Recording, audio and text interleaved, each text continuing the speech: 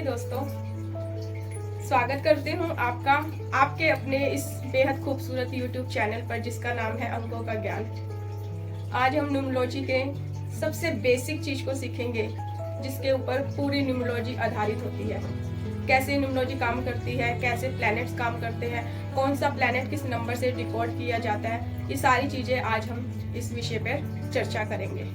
तो चलिए मेरे साथ चलते हैं अपने बोर्ड की तरफ। तो स्टार्ट करते हैं फर्स्ट नंबर से। सन, सूर्य। सेकंड प्लैनेट मून, चंद्रमा। Number third are represent your planet Jupiter, यानी बृहस्पति गुरुदेव। फोर्थ नंबर पे हमारा आता है राहु।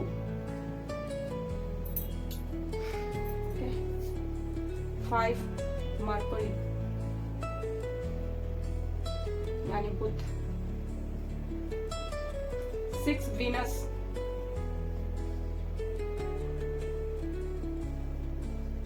शुक्र। ये भी गुरु ही होते हैं, ये दैत्यों के गुरु होते हैं, ये देवताओं के गुरु होते हैं। सेवन केतु। एट सैटर्न, यानी शनि। लास्ट मार्स, यानी मंगल। ये होते हैं हमारे 9 प्लैनेट्स। हर एक प्लैनेट के आगे एक नंबर है। न्यूमरोलॉजी में हम इन नंबरों से ही प्लैनेट की एनर्जी को देखते हैं। तो एक नंबर अगर शो हो रहा होगा आपकी डेट ऑफ बर्थ में, तो वो सन से रिप्रेजेंट होगा, यानी सन की एनर्जी से वो पर्सन रूल करेगा। तो इसमें जो 9 नंबर है, मैं आपको इसकी विशेषता बताती हूँ। ओके, ये हो गए आपके 9 प्लैनेट्स। इसमें भी इन 2 प्लैनेट्स को तो हम अपनी आंखों से, नॉर्मली आंखों से देख सकते हैं। राहु और Ketu are not a planet, this is the shadow planet. ये छाया ग्रह है। अब मैं आपको 9 नंबर की एक विशेषता बताती हूँ। इस 9 नंबर में अगर आप कोई भी नंबर ऐड करेंगे, फॉर एग्जाम्पल 9 + 3, तो क्या बन गया? 12। ऐड होने के बाद हमें ये निकल के आया। अब इस 12 को भी अगर हम सिंगल सिंगल प्लस करते हैं तो इक्वल टू, सेकेंड एग्जाम्पल लेते हैं 9 + 2 इक्वल टू 11। अब हम 11 को सिंगल में ले लेंगे तो यानी 1 + 1 इक्वल टू 2। तो जो ये इस नंबर की विशेषता है कि जो भी नंबर हम इसमें ऐड करेंगे वो आपको रिटर्न में वही नंबर देगा। इसलिए न्यूमरोलॉजी में इसे दानवीकरण का नंबर भी कहा जाता है। आई होप आपको ये समझ आ गया होगा। इसको समझना इसलिए भी इम्पोर्टेंट होता है क्योंकि ये न्यूमरोलॉजी का कहे या एस्ट्रोलॉजी का कहे बेस होता है। एस्ट्रोलॉजी में हम ग्रहों से प्रिडिक्ट करते हैं और न्यूमरोलॉजी में हम नंबर से। जो नंबर आपको शो हो रहे हैं, यानी कि 1 सन, 2 moon, 3 Jupiter, 4 Rahu, 5 mercury, 6 Venus, 7 Ketu, 8 Saturn and 9 Mars. तो जब भी हम आपकी डेट ऑफ बर्थ को प्रिडिक्ट करते हैं तो इन नंबरों के आधार पर ही हम उनको देखते हैं। तो इसलिए भी इसको जानना बेहद जरूरी, समझना बेहद जरूरी हो जाता है। अगर आप लोगों ने इसको अच्छे से समझ लिया ना, तो आपने 50% अपनी डेट ऑफ बर्थ को प्रिडिक्ट करना जान लिया। ओके, मैं एक चीज और आपको जो बहुत ज्यादा इंपॉर्टेंट है वो भी मैं आपको बताना चाहती हूँ कैटेगरी के बारे में। कैटेगरी क्या होती है? 2 कैटेगरी होती है, एक आपके देवता कैटेगरी और एक आपके असुर कैटेगरी। देवता कैटेगरी में कौन से प्लैनेट आते हैं और असुर कैटेगरी में कौन से प्लैनेट आते हैं, ये देखते हैं। सन आ रहे देवता कैटेगरी। मून भी देवता कैटेगरी में आते हैं। 3 जुपिटर, अगेन देवता कैटेगरी। And last Mars. ये 4 प्लैनेट्स आपके देवता की कैटेगरी में आते हैं, जिसे हम तामसिक और सात्विक बोलते हैं। ये सात्विक की श्रेणी में आते हैं।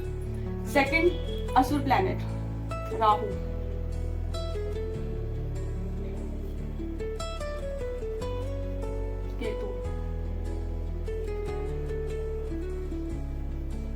Saturn, last not the least is Venus, यानी कि शुक्र देवता जो कि असुरों के गुरु हैं।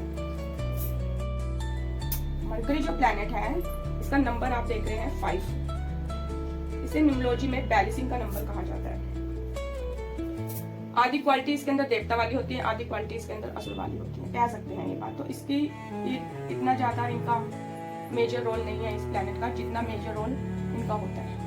में कौन से प्लैनेट आते हैं और असुर कैटेगरी में कौन से प्लैनेट आते हैं, इनको इसलिए भी जानना बेहद जरूरी है क्योंकि जब हम आगे आपकी डेट ऑफ बर्थ को देखेंगे तब देखा जाएगा कि एक प्लैनेट देवता तो नहीं बैठा और एक प्लैनेट साथ में असुर तो नहीं है, फिर उसका क्या मतलब होगा वो हम आगे चलकर सीखेंगे। जब हम किसी का BN एंड DN देखते हैं यानी कि मूलांक और भाग्यांक देखते हैं तो उसमें ये देखते हैं कि एक नंबर देवता कैटेगरी का और एक नंबर असुर कैटेगरी का तो नहीं है। फॉर एग्जाम्पल किसी का BN यानी कि मूलांक है मान लो 4, असुर कैटेगरी का नंबर आ गया यानी कि राहु, और अब इसके साथ हमारे देवता का नंबर आ गया मान लो 3 यानी कि जुपिटर, बृहस्पति, गुरुदेव का। अब क्या ये शो कर रहा है आपकी जन्म पत्री में, क्या बता रहा है ये आपके बारे में, इसको हम आगे चलकर सीखेंगे।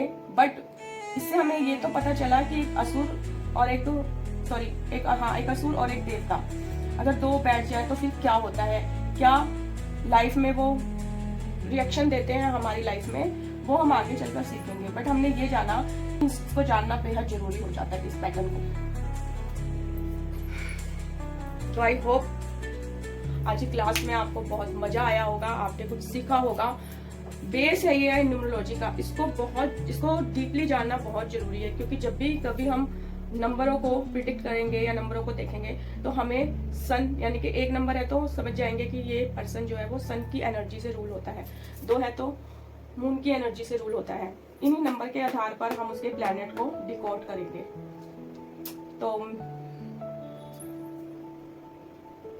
तो आपको समझ आया कि देवता कैटेगरी में कौन से प्लैनेट आते हैं और असुर कैटेगरी में कौन से प्लैनेट आते हैं।